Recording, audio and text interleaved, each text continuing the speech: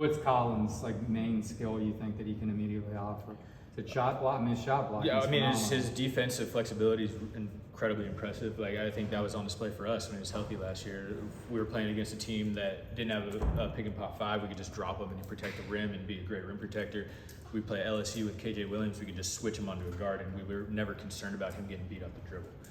The NBA, that's all it's about. You can watch the playoffs, the first quarter, 2 quarters, they're running some sets, they're doing some things, but at the end of the game, when teams are trying to win, they go look at the weakest defender defensively, they bring his guy up, they set a ball screen, they get a switch, and then they play, right? And for Colin to be able to do that and keep a guy in front is, I think, something that it's a great feather in his cap that a lot of other front court players, whether they're 4s or 5s coming out of college, just can't do.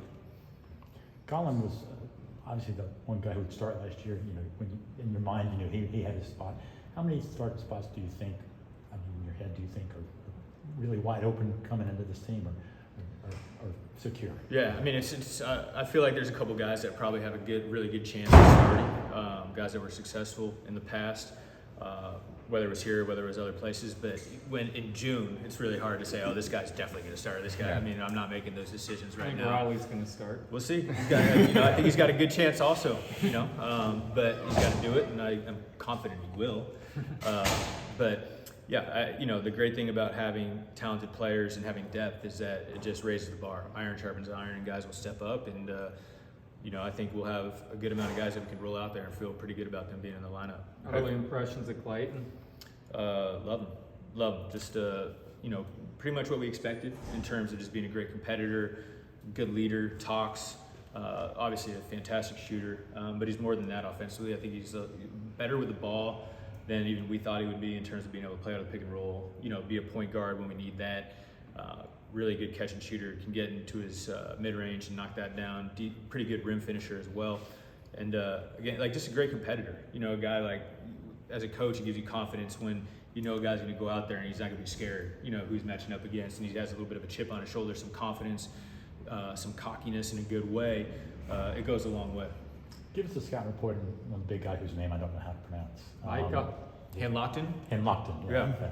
I mean, you look at his numbers from last year, I think it gives you a really good understanding of what he was, and I think what will probably be early in his career here in terms of a fantastic rim protector, great rebounder, and a good rim finisher. He will continue to expand his game. He's got good touch, he can pass, he can put the ball on the floor a little bit, and just has good ball skills that way. He's easy to play with, good screener, good roller. We're going to continue to work on expanding his offensive game that way. But he's a very good player, and I think he'll be an impact player for us moving forward. How big was it Pullin at the end? Pullin. And just what he does, especially replacing Kyle. Yeah, that was a big one for us. It was one of those things where as a group we were like, all right, regardless of whether we add one more or not, we think we'll be all right. But when you have a player of his caliber that you're able to bring in, it just raises the bar and makes you a lot more deep in the backcourt, gives you a lot more versatility, allows you to play different lineups. And he's a guy that I've known very well in terms of evaluating him. He played for one of my best friends at UC Riverside. I don't think there was any D1 coach in the country that's watched more Riverside games over the past 2 or 3 years, just based off our relationship and friendship. So I have a great understanding of how he plays. He used, I think, the second most ball screens in America last year, second most percentage of ball screens in America, so a very good pick and roll player. And I think one translatable skill that's really good for him is, he's good in the mid-range. And I think in this league, we're analytically driven, and we're not a team that super hunts those all the time. But, when teams are dropping and they're protecting the rim and you have a guy that's capable, I think he shot right around 50% from the mid-range last year, to operate in that space, it makes you a lot more hard to guard. It makes teams have to cover you a little differently. So just a vet, worked out for 4 or 5 NBA teams. A guy that has a lot of respect across the country in terms of his skill level and his game, and he's just a veteran. He's a super veteran, so I think he'll be really good. And obviously, it's really early, but what do you feel about the chemistry of this group already, and how key was that factoring in when you were putting together this transfer class? Yeah, no, they've been really good that way. You're seeing different relationships pop up that you don't necessarily anticipate. You look at EJ Jarvis and Riley Kugel hanging out, and I think that's a really beneficial relationship both ways. Sure. And guys just start gravitating towards each other, but these guys have done a good job not being cliquey, just kind of taking everybody in.